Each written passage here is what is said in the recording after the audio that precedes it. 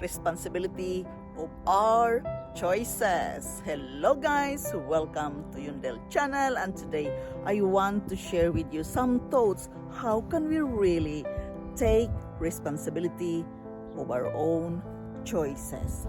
Yes guys, it is very important that we know how to take responsibility of our own choices, because it shows who we are, what kind of personality we have.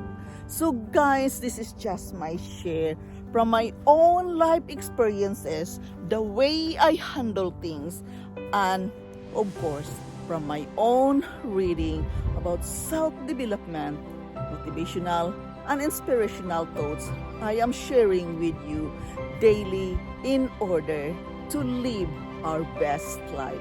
This is not easy at all. It is a work and effort needed to be done, to be always aware what we are doing, what we are thinking, and taking actions, taking responsibility of what we experience daily in our life. How can we take responsibility of our choices? Is about taking responsibility of our own choices, accepting personal responsibility, which is taking ownership of our own behavior and the consequences of what we are doing.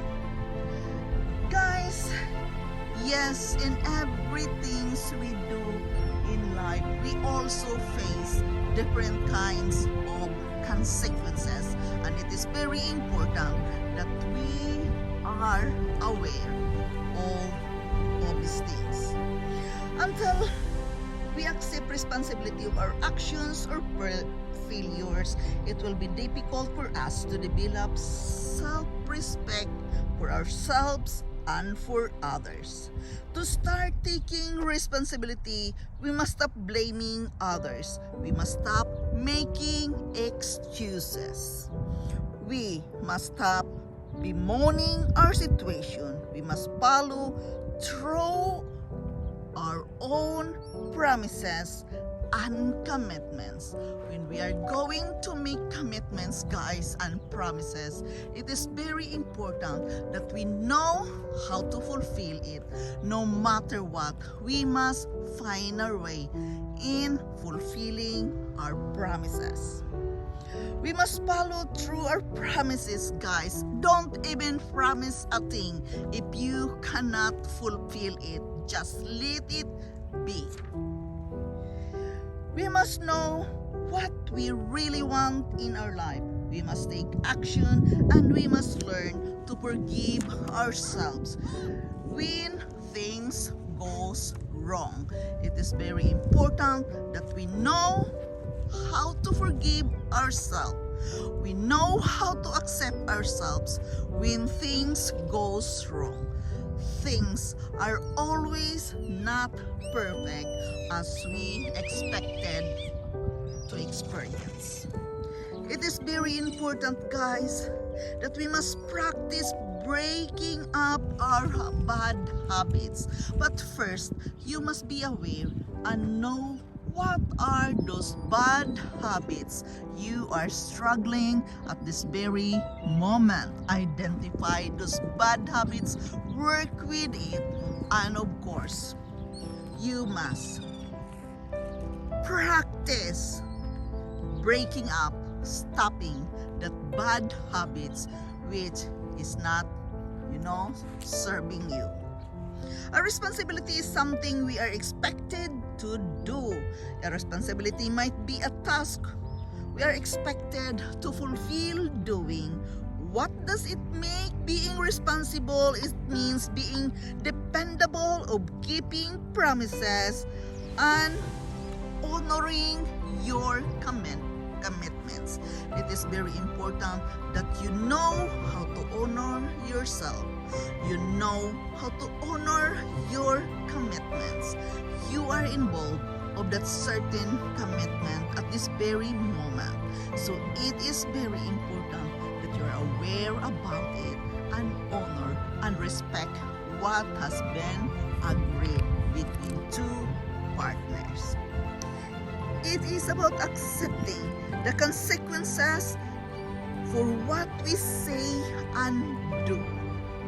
It is also means developing our potential as a human being. As what I told you before, we all have potentials, and it is very important that we know how to acknowledge it, develop it in a good way.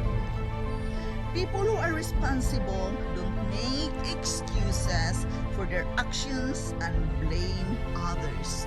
They don't blame others because they know what they are dealing with. It is very important, guys, that when things go wrong, we just simply take responsibility, because it is our own choices. Therefore, we must face it, we must accept it, we must forgive ourselves in order to have a better life. This is a very important personality of a person, that we can know how to take responsibility of our choices. Yes, guys, most of us, it's easy to blame others because that is an easy way to get out of the situation, but not really, guys. It is very important that you accept it, you face it, you embrace it, all the consequences that goes with your choices. No other people made the choices except you and you alone. It is your life. You committed to others. You have promises which you cannot fulfill. But guys, don't even promise anything when you know it is very difficult to fulfill it. Don't ever commit into something when you know it is not easy at all to fulfill it. Therefore, it is very important that taking responsibility in all our actions, we must learn to accept our emotions. We must learn to accept our feelings. We must forgive ourselves. By doing this, it feels so good and it is easier for us to live a better life. Yes, guys, we must be aware that taking responsibility is about being dependable, of keeping and honoring our promises and commitments. We must always learn to accept what is going on, of the choices we choose in our life. You are the one who is choosing your own choices. How can we take responsibility of our own choices, guys? We'll go back always to who we are. You love yourself. You want to live a good life. It is very important that we also learn to face the consequences of our choices. Yes, by being honest, being truthful to yourself, it is easier to work with our responsibility and accepting the consequences that goes with our choices. How can we do that? It is easier, guys, when we can trust God. We can practice is the power of prayer and the power of meditation. The Holy Spirit lead us always where we want to go, what decision, what choices we are going to make in order to live a good life. How can we take responsibility? Just be true to yourself. Be true who you are. Be an authentic you by simply being you. Honesty is the best policy in life. So guys, this is Yundel. Thank you so much for dropping by. Thank you so much for your love, care, and support. I am forever grateful to each and every one of you dropping here in my channel today. Thank you so much guys, and I love you all, and bye-bye.